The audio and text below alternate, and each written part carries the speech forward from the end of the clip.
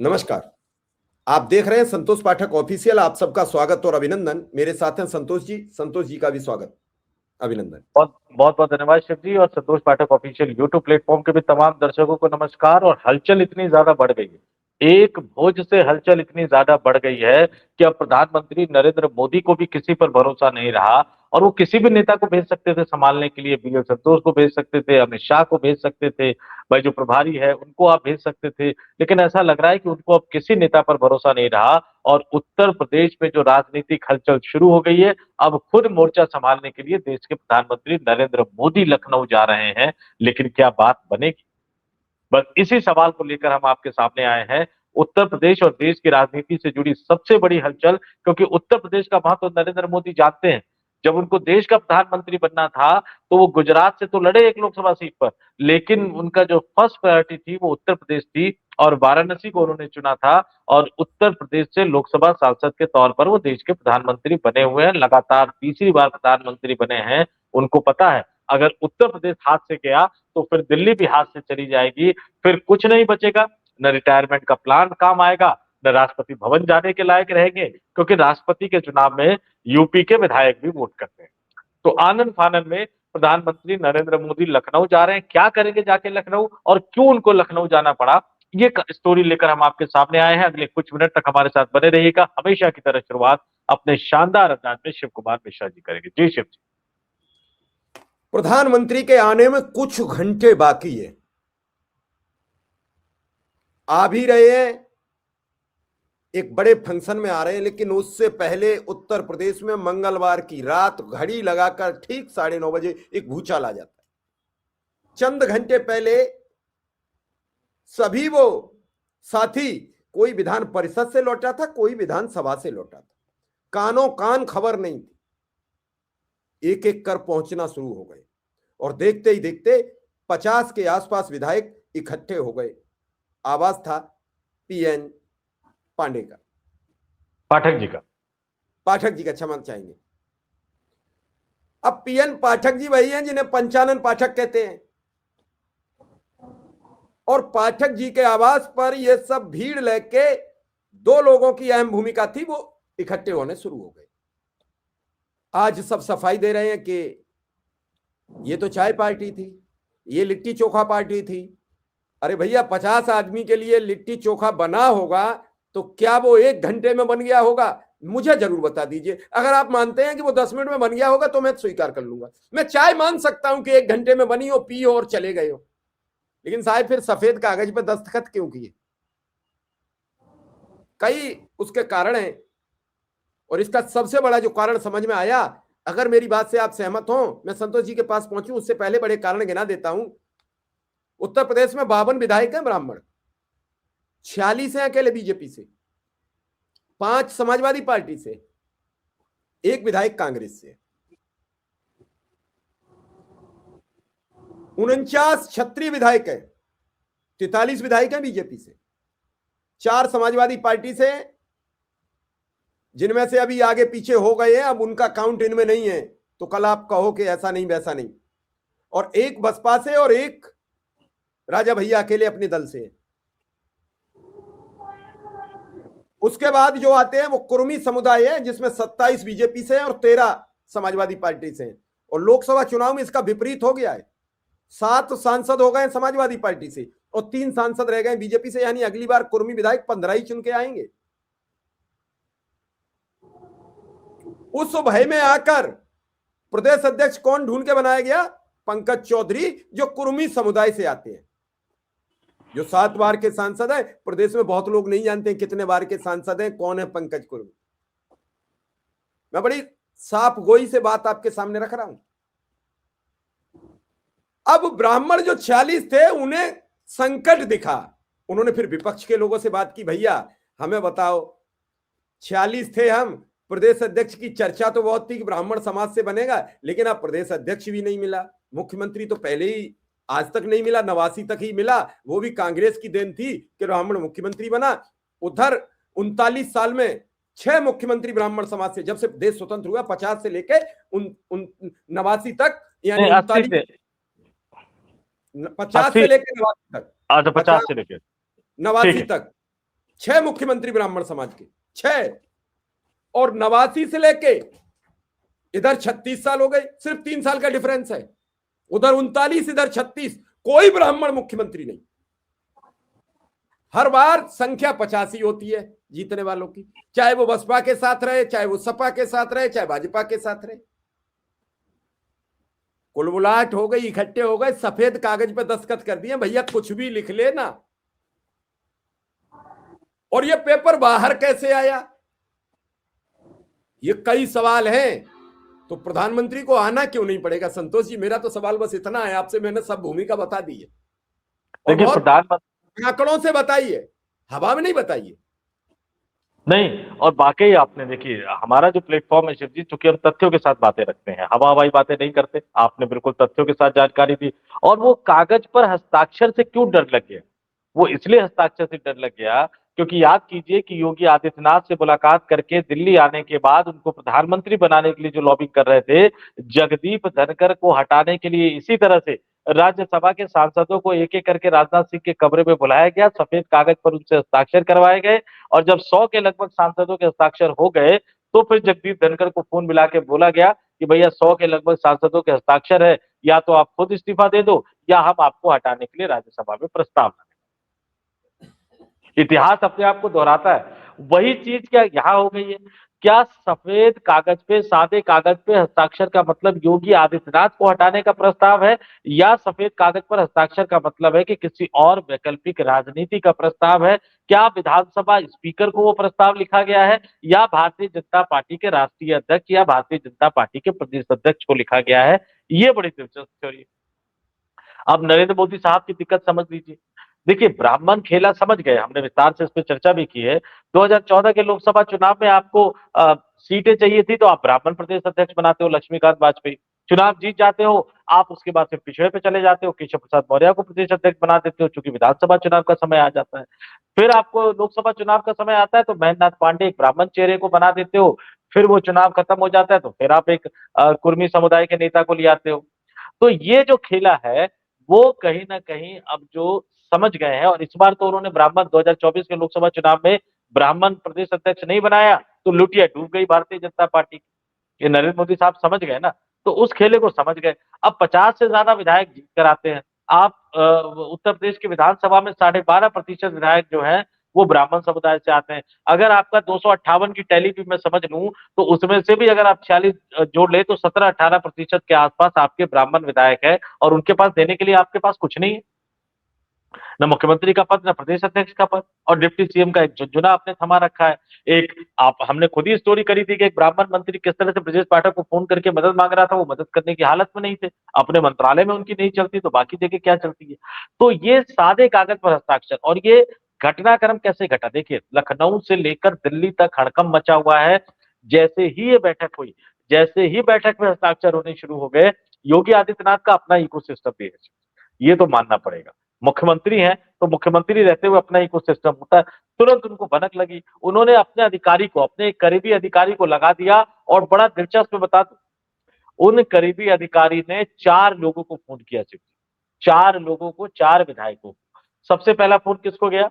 PN पाठक साहब को गया, जिनके घर पे ये आयोजन किया गया। अब उन्होंने सफाई दे दी कि मैंने तो सहभोज रखा था, कोई राजनीतिक बैठक नहीं थी।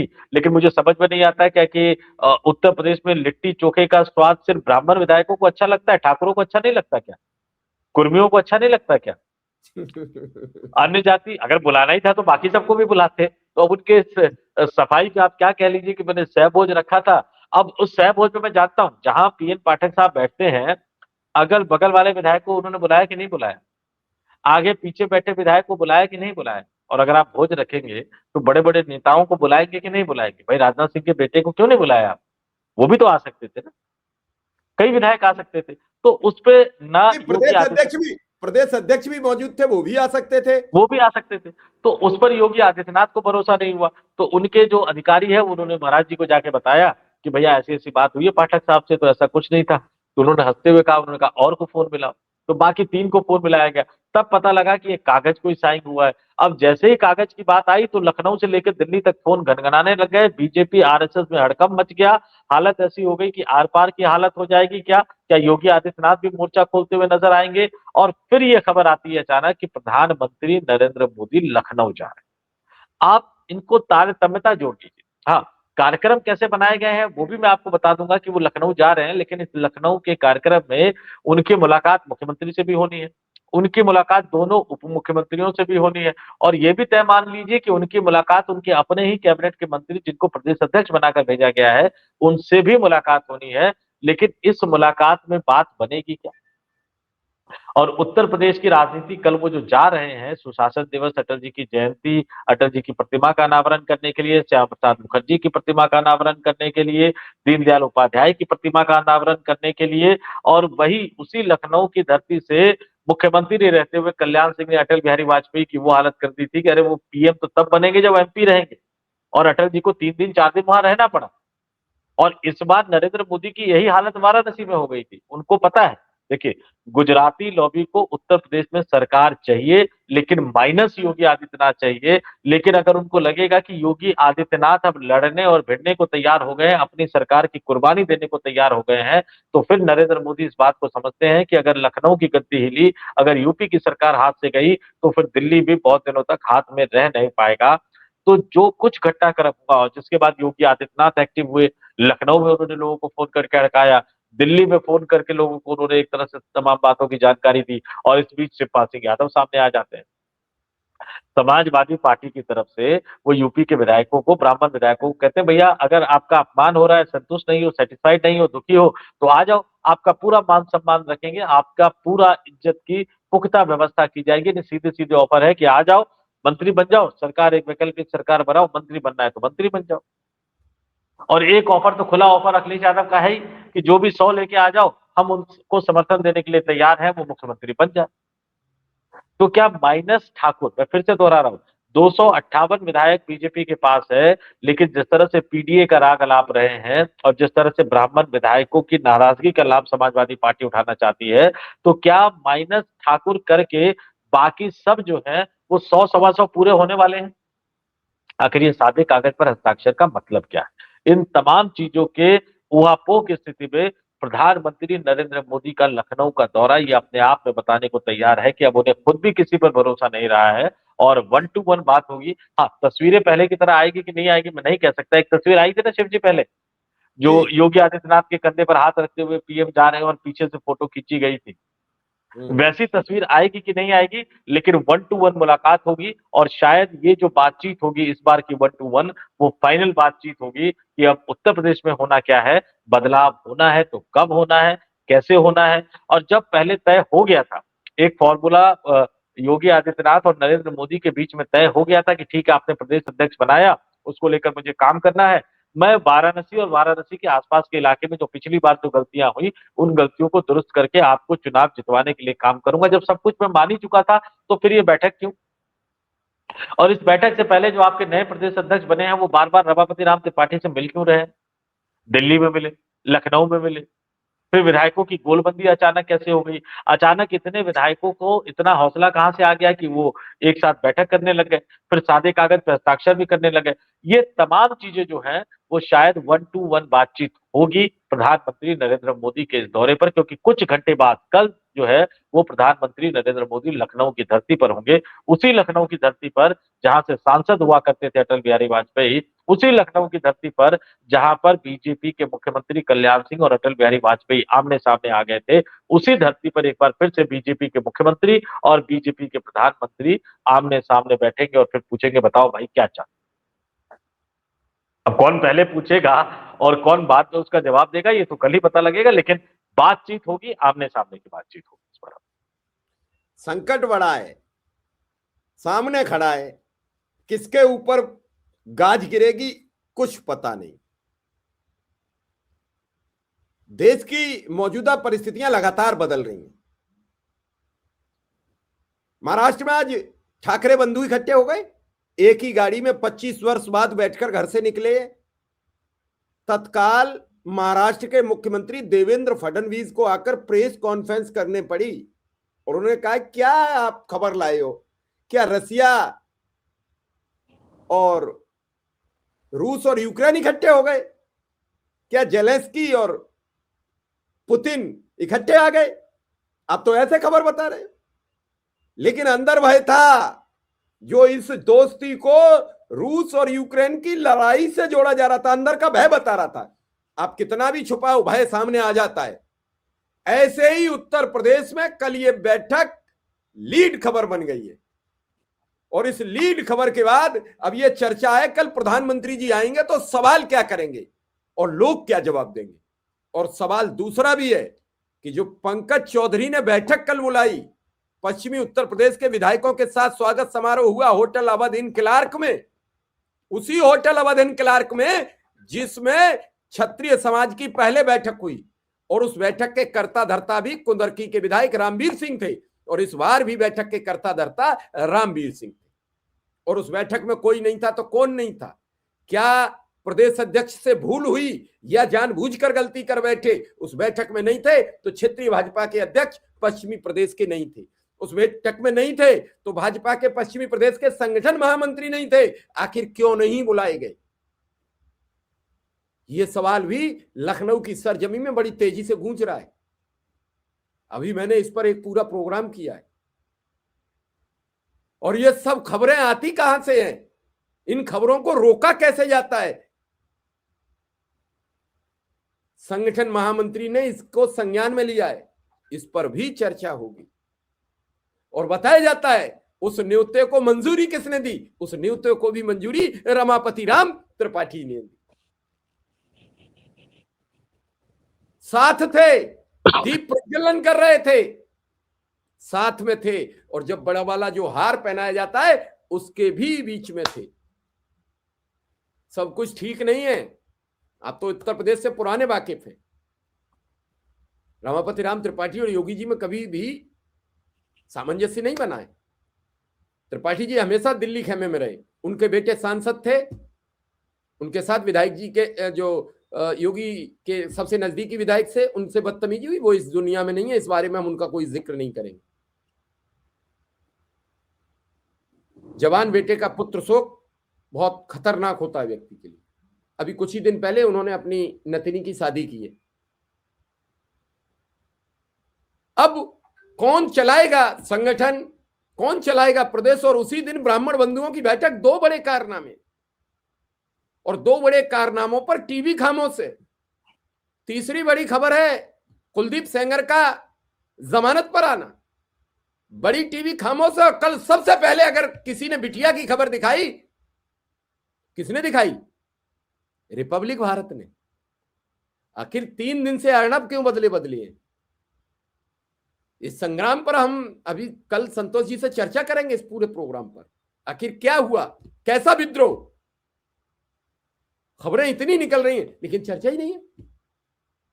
चर्चा अभी चलेगी। योगी ने मारा छक्का, योगी ने प्रदेश हिला दिया, योगी ने कह दिया सपाइयों के घर बुलडोजर जाएगा। लेकिन इन खबरों पर कौन बोलेगा? आखिर क्यों?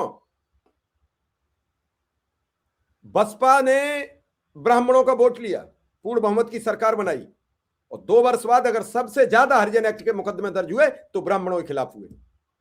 2007 में कहां मिली बसपा? 2012 में हरिजन एक्ट से दुखी ब्राह्मण साइकिल पर सवार हो गए। भाजपा कहीं नहीं थी 2012 में। संतोष जी आपको भी पता है, उम्मीदवार नहीं मिल रहे थे। मंडल अध्यक्षों को सिंबल मिलने के बाद वापस कर रहे थे उम्मीदवार कि नहीं भाई, मेरे लड़ने की क्षमता नहीं है। जबरदस्ती मंडल अध्यक्षों से कहा गया कि तुम पर्चा फाइल करो। और वो भाजपा 2017 में जब जीती तो फिर ब्राह्मण भाजपा के साथ था। उसे लगा इस चुनाव में नहीं तो अगले चुनाव में हमें कुछ मिलेगा। उस चुनाव में भी जिन्हें डिप्टी सीएम बनाया गया दिनेश शर्मा जी को, वो भी ब्राह्मणों के किसी काम नहीं आए। फिर सत्ता परिवर्तन हुआ तो फिर डिप्टी सीएम का ही ओहदा आया हाथ। और वो ब्रजेश पाठक की भी कितनी चलती है सब लोग हम जानते हैं। नहीं, बड़ा दिलचस्प शिव जी, मैं बताऊं आपको, जब दिनेश शर्मा को डिप्टी सीएम, हालांकि इसको वो नहीं लेना चाहिए, लेकिन दिनेश शर्मा को जब डिप्टी सीएम बनाया गया तो उससे पहले मैं पूरा यूपी घूमा था उस विधानसभा चुनाव में। तो मेरे पास, मुझे शायद याद आ रहा है कि झांसी के आगे जहां 14 के लोकसभा चुनाव में एक बड़ा बवाल हुआ था, वहां का कोई एक सामान्य कार्यकर्ता जो जनसंघ के जमाने में से थे, 80-85 साल के ब्राह्मण थे, उन्होंने मुझे फोन किया कि भैया इन्होंने तो हमें कुछ, बेटा इन्होंने तो हमें कुछ दिया ही नहीं। तो मैंने कहा दिया तो सही है, ब्राह्मण डिप्टी सीएम बना दिया। तो उन्होंने पूछा कौन? तो मैंने कहा दिनेश शर्मा। अरे वो ब्राह्मण है। बस इसी से आप समझ लीजिए कि क्या बीजेपी के जनसंघ के जमाने के बड़े नेता की क्या प्रतिक्रिया रही है। लेकिन अब एक बात, आपने जो तथ्य बताए उसने उस चीज को फिर पुख्ता कर दिया कि क्या विधायकों की गोलबंदी की तैयारी की जा रही है, क्या माइनस ठाकुर विधायकों का एक संगठन बनाने की कोशिश की जा रही है। क्योंकि पंकज चौधरी ने पश्चिमी उत्तर प्रदेश के विधायकों को साधा, उसमें कुछ ठाकुर विधायक भी थे। तो क्या ये एक बड़ी रस्साकसी जो है वो चुनाव की नौबत आने वाली है? आने वाले दिनों में, अगले 7 दिनों में क्या बीजेपी विधायक दल की बैठक बुलाकर नेता का चुनाव करवाया जाएगा? क्या उसमें ये देखा जाएगा कि कितने विधायक किसके पक्ष में है? क्योंकि पंकज चौधरी अलग कुछ करते हुए नजर आ रहे हैं, यहाँ ब्राह्मण विधायकों का जुटान अलग हो गया, बाकी जातियां जो आप समझ लीजिए कि केशव प्रसाद मौर्य जो है, उनका अपना एक अलग कुछ विधायक उनके साथ खड़े हैं। तो क्या इन सबको जुटाया जा रहा है? और फिर वही सवाल कि क्या अमित शाह ने पंकज चौधरी को एक खास मिशन के लिए उत्तर प्रदेश भेजा है? और वो खास मिशन क्या है कि विधायकों के जुटान करो, विधायकों के साथ राय मशवरा करो, और फिर जब बेहतरीन मौका आएगा तो हम योगी आदित्यनाथ को कहेंगे कि इतने विधायक आपके खिलाफ है, अब आप मुख्यमंत्री की कुर्सी छोड़ दीजिए। और उसके बदले में पंकज चौधरी को मिलेगा क्या? कहीं ऐसा तो नहीं, क्योंकि अभी पंकज चौधरी को निर्मला सीतारमन जिस तरह से फाइनेंस मिनिस्टर के रूप में लगातार फेल होती जा रही है, तो क्या उनको प्रमोट करके फाइनेंस मिनिस्टर बनाने का वादा किया गया है? इन तमाम चीजों पर हमें नजर बनाए रखनी होगी। और ये जो विधायकों की गोलबंदी हो रही है, देखिए, एक बात तो बिल्कुल तय मानकर चल लीजिए कि 258 विधायक है, 2/3 विधायक आपको तोड़ने हैं। अगर मैं इसको मोटे तौर पर मान लूं कि 85 के आसपास, तो 2/3 विधायक तो टूटेंगे नहीं, ये बात बिल्कुल तय है। अगर कोई भी ये कहे कि भाजपा टूट जाएगी, तो भाजपा तब तक नहीं टूटेगी शिव जी, जब तक केशव प्रसाद मौर्य जैसा कोई बड़ा नेता बगावत ना करे, तो जिसकी संभावना आज की तारीख में कम है। लेकिन हाँ, इन विधायकों का एक बड़ा वर्ग जो है वो योगी आदित्यनाथ को हटाने के लिए एक अभियान चला सकता है। अब सवाल ये होता है कि योगी आदित्यनाथ को हटाने के लिए अगर अभियान चलाया जाएगा, तो क्या योगी आदित्यनाथ उसके बाद भारतीय जनता पार्टी की सरकार रहने देंगे उत्तर प्रदेश में कि नहीं रहने देंगे? क्योंकि योगी आदित्यनाथ, उनके गुरु और उनके गुरु के गुरु, इनकी जो राजनीतिक यात्रा शुरू हुई है वो हिंदू महासभा से शुरू हुई है, भारतीय जनसंघ या भारतीय जनता पार्टी से नहीं शुरू हुई है। हाँ, राम मंदिर आंदोलन में इनके गुरु के गुरु ने एक बहुत ही महत्वपूर्ण भूमिका निभाई थी, ये बात बिल्कुल सच है। बिल्कुल 50 के दशक से निभाई थी, ये बात भी बिल्कुल सच है। तो योगी आदित्यनाथ के रवैये के बाद क्या खलबली बची? प्रधानमंत्री नरेंद्र मोदी जाएंगे तो किस मकसद से जाएंगे, क्या करेंगे? ब्राह्मण विधायकों का संख्या आपके सामने आ चुकी है, ब्राह्मण दुखी है ये बात भी सामने आ चुका है, ब्राह्मण नाराज है ये बात भी सामने आ चुका है।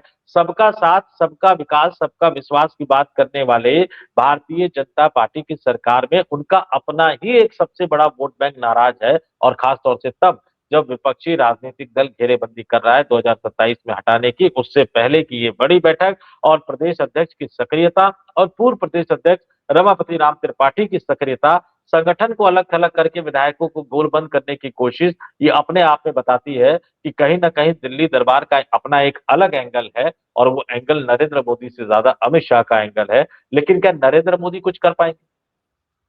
क्या नरेंद्र मोदी इस स्थिति को संभाल पाएंगे? इसको लेकर थोड़ी सी संशय की स्थिति में मैं अभी हूं, क्योंकि वो नागपुर से वादा करके आए, रिटायर होने का बाद दिल्ली आकर बदल गए। फिर उन्होंने योगी से समझौता किया कि आप बने रहो, बस मुझे जितवाना, ध्यान रखना। लेकिन उसके बाद भी योगी आदित्यनाथ के खिलाफ ये अभियान शुरू हो गया। वो बेचारे कुर्मी का राग अलापते रहे कि आपके पास कोई नेता नहीं है तो आप मजबूरी में स्वतंत्र देव को बनाओगे, तो दिल्ली के पिटारे से कहां से पंकज चौधरी निकाल के लिया है। अब 7 बार के विधायक को आपने 7 बार के सांसद को आपने जो है और मंत्री को आपने प्रदेश अध्यक्ष बना दिया, और 5 बार के विधायक को और राज्य सरकार में मंत्री को आपने राष्ट्रीय अध्यक्ष बना दिया है। तो 7 बार के सांसद और केंद्र की नरेंद्र मोदी सरकार में मंत्री अब 5 बार के विधायक को रिपोर्ट करेंगे।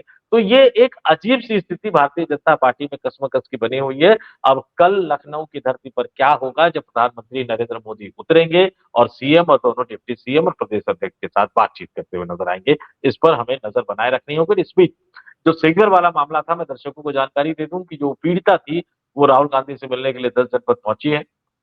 और निश्चित तौर पर कई बार मुझे लगता है कि हमारे जजों को भी कुछ सोचना चाहिए, कुछ देखना चाहिए। न्यायिक प्रक्रिया, कानूनी प्रावधान अपनी जगह है, लेकिन न्याय होना ही महत्वपूर्ण नहीं रखता। न्याय होते हुए दिखना भी चाहिए, ये भी बहुत ज्यादा महत्वपूर्ण लगता है शिव जी। चलिए, इस स्टोरी में बहुत कुछ बताने का प्रयास किया और निगाह बनाए रखेंगे कि राहुल गांधी क्या कहेंगे उस पीड़िता से। जो होगा कोशिश करेंगे आपके समक्ष उस स्टोरी को भी विधिवत रखने का। फिलहाल हमें इजाजत दीजिए। धन्यवाद, नमस्कार। बहुत बहुत धन्यवाद, नमस्कार।